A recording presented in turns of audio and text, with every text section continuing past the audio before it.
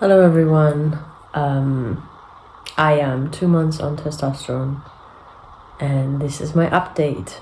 So first thing, my voice is a lot lower than 2 months ago. I think it's about an octave now. Like the lowest note I can do dropped about an octave. I am very happy generally with everything. I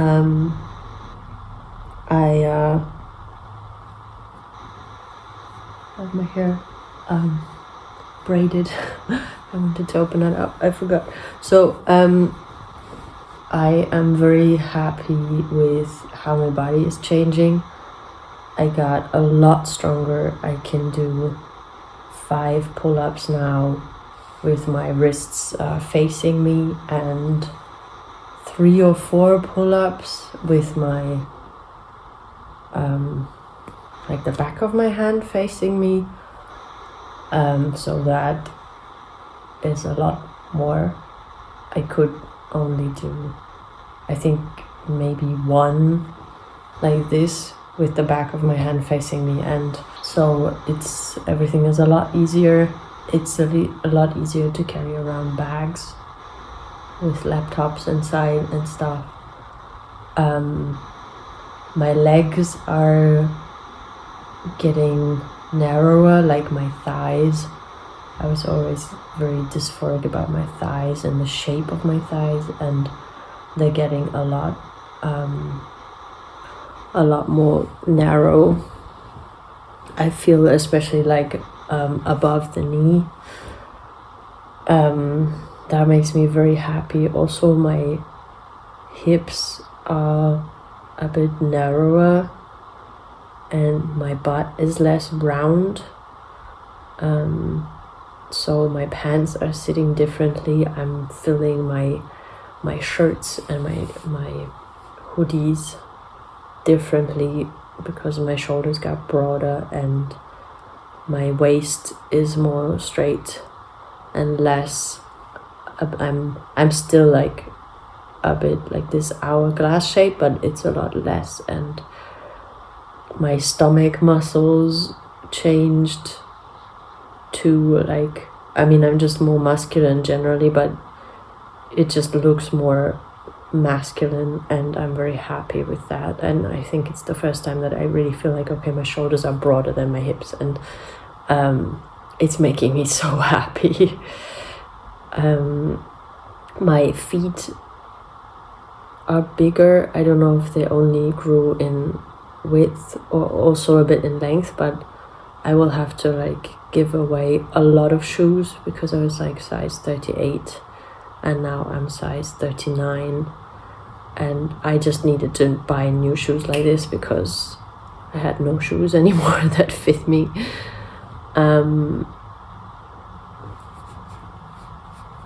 I'm also very happy about that because I always wanted bigger feet. I always wanted size 39 because often that's like the first men's size, the smallest men's size. So now I don't have to be just worried about my feet anymore, that I have like tiny feet, because now I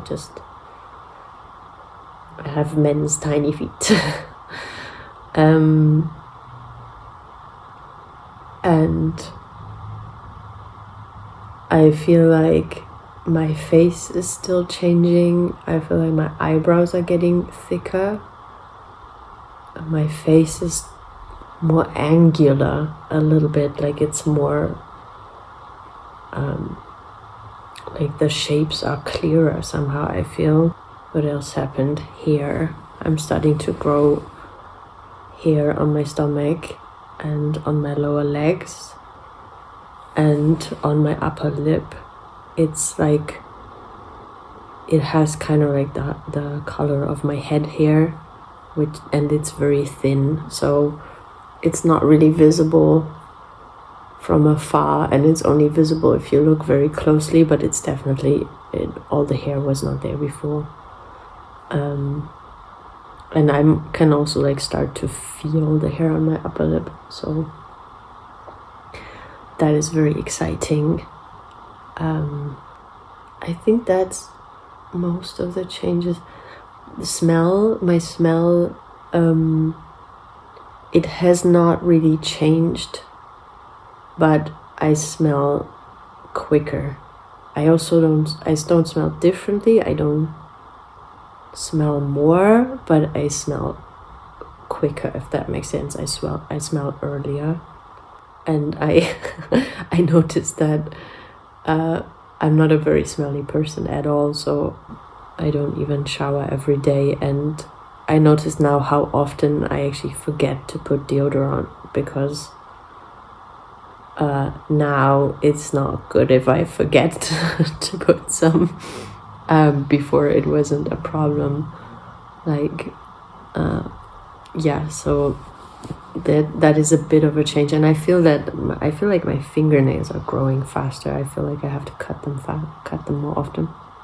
Yeah, and I'm very curious about when my face is changing so much that I will be read as male in society. I feel like now, just from my physique, I already look pretty male, but the biggest gender marker is actually the face, and people don't really care what my body looks like as long as my face is read as feminine. Obviously the hair, like most people still associate long hair with women, so I probably pass earlier if I cut my hair, but I don't care enough about passing. I guess I don't care so much about passing, or I don't want to change who I am or what I want to look like just for other people to think something about me, because other people make assumptions about me anyways, and most of these assumptions are wrong anyways, so I don't mind if they make wrong assumptions about my gender. I don't really care so much about what other people think or about their misconceptions. So I think that's most of the changes. Let me think.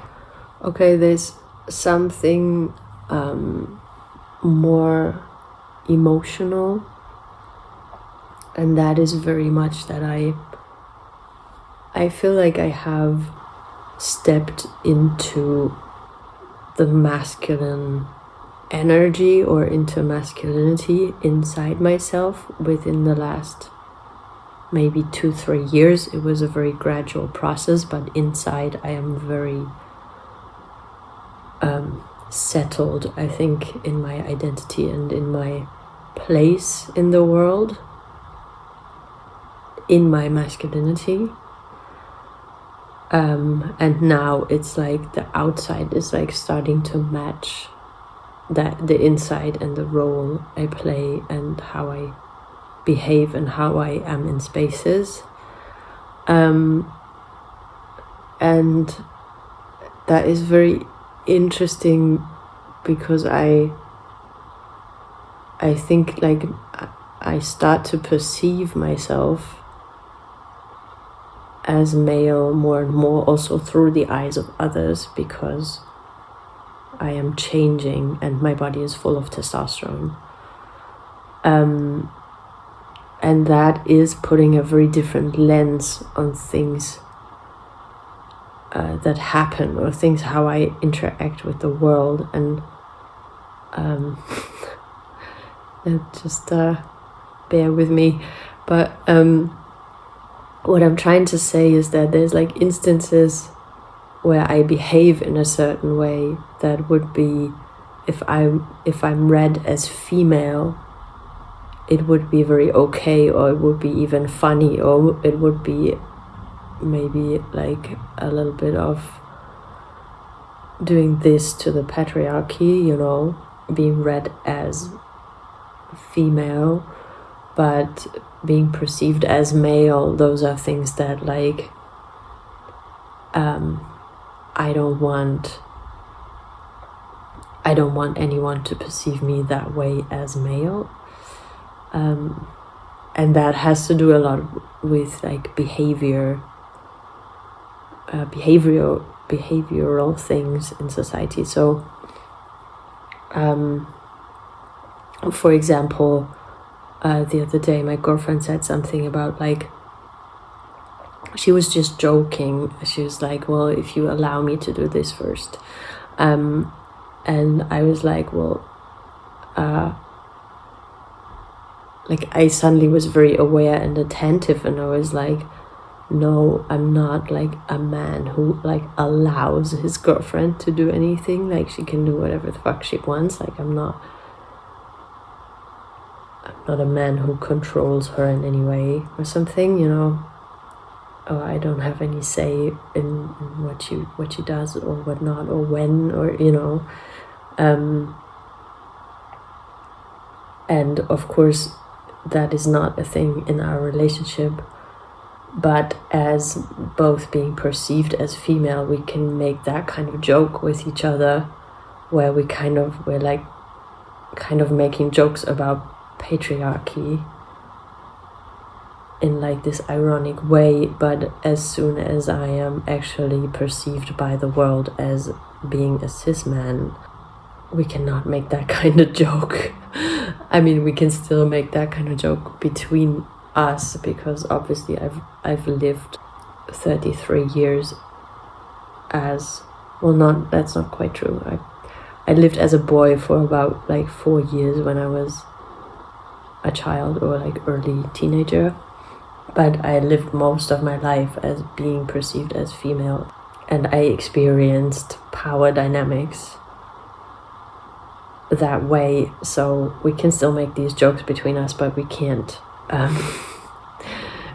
have them in public, and these things are just starting to feel very, very differently for me. And that's something to process. So that's pretty much, I think, what happened in the last month, or in the last 2 months. If you like this video, if you find it informative, please like, subscribe if you want to, comment if you have any questions or thoughts. Be respectful, otherwise I'm going to delete your comment. The last thing I want to talk about is very private. So if you know me in my personal life, don't watch this. Click off now. The video ends here for you. One of the major changes that has happened to my body is bottom growth. If you don't know what bottom growth is, Google it. But I'm going to use anatomic words because. So the clitoris is growing on testosterone, and apparently it happens quite quickly. That is also what is happening to me, and I am pretty amazed by the growth. So it went from being about like the size of like a grain or something, to like the tip went from like being like this size to about the size of a big pea, or like a chickpea or something. And it's also starting to swell and to get more firm. So I think it's moving in the direction of erections, just like mechanically. Since I have never been intimate with a man, with a cis man, I like women. I have never interacted with a penis in my life, and also not seen it like close up. So I can't compare it at all. Like, there is some tissue now that is kind of like very, just looks like skin when it's not aroused, but when it gets aroused, it like really gets really like puffy, and it swells, and it swells to like a girth of like 2 centimeters or something. So I'm like, okay. I knew about bottom growth, but it's very hard to find enough information, and there's not really a lot of like before and after stuff that you can watch. So as someone who has been with quite some women, cis women, I have like a good estimate, I think, about like average sizes of like cis women's clits and stuff, and how they behave. And like when you see images of female to male people, or like if you see images of clits when what happens to them on testosterone, then it's kind of hard to tell like how big were they before and how long are the people on testosterone, and all of this you don't really know. So that's just something that you have to experience yourself. And I know it's very personal, but it's also, I'm just looking at it from a like very technical perspective now, because it's like super fascinating to me, and I am surprised by the growth that happened in 2 months, and I hope it's gonna keep growing like that. I feel some shame around this but I also got a little pumping device for just like €8 on Amazon, and that works. I researched quite some people who started pumping and they said it worked, so, and they said like they regret not doing it from the beginning. So I felt like, okay, if I'm honest, like I'd like it to get as big as it can. So I might as well try this, and it was a very small investment to make, and it's it feels good. I'm having fun with it, and it seems to work.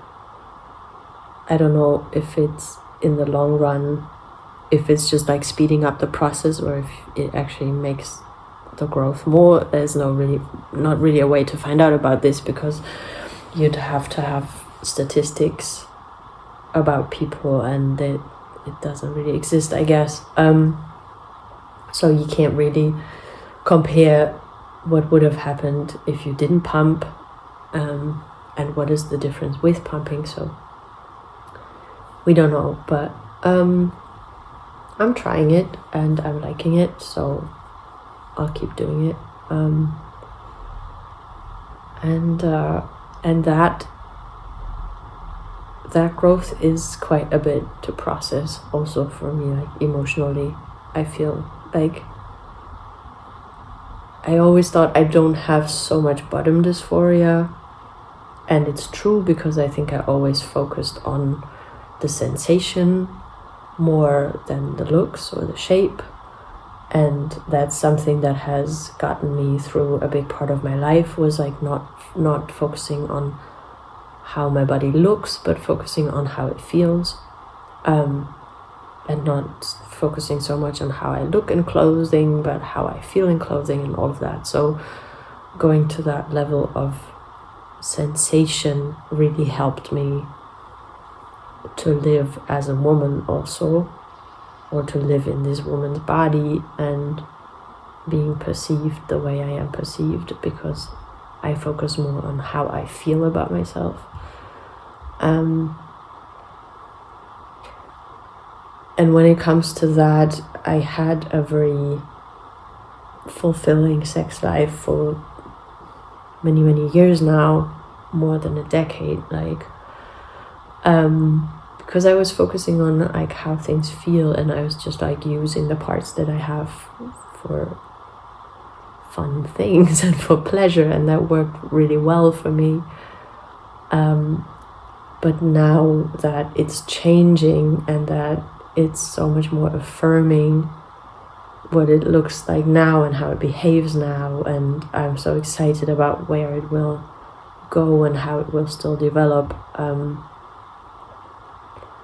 I do notice that I was not disconnecting from the sensation, but I was disconnecting from that part of the body still, in a way, from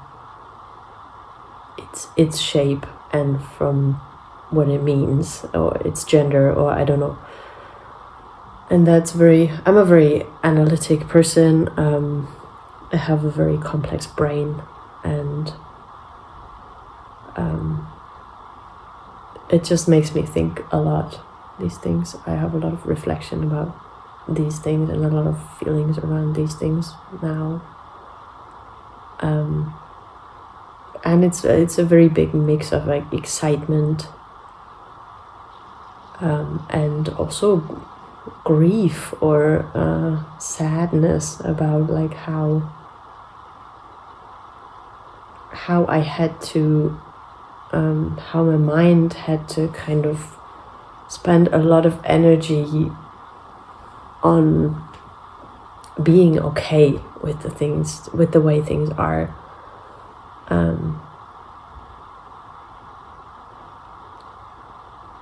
And that's something that also, after I already had top surgery 3 years ago, so that's a realization also that I had after top surgery, that there are things that I did not know, I was not aware of how much energy I was using every day to be okay with the way my body looks, or with my body parts, you know. I was okay and I was doing fine and I was happy in my life, but I was spending a lot of mental energy every fucking day and every moment to be okay. And I think it's a similar process now with like the genital changes, that I feel like I wasn't aware of how much mental energy and strategies I'm using, and which strategies I'm using to be okay and to feel good in my body, and to be able to receive pleasure.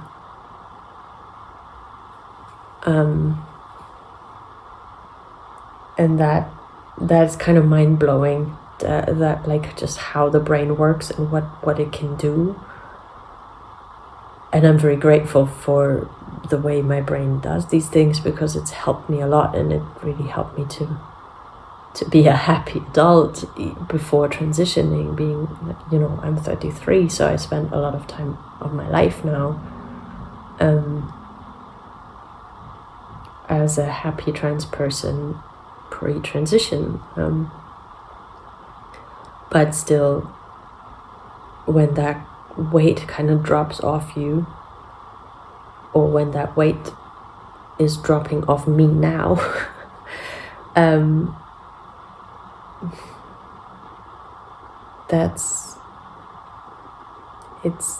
it's intense to realize. Yeah, I don't know if you can follow me, I hope. So anyway, that was that, and I hope to see you soon. Lots of love, and have a good day. Bye bye.